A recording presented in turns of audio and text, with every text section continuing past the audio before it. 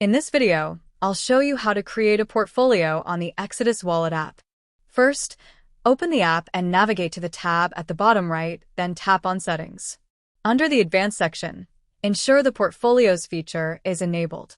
Once it's activated, go back to the main screen by tapping the bottom left tab.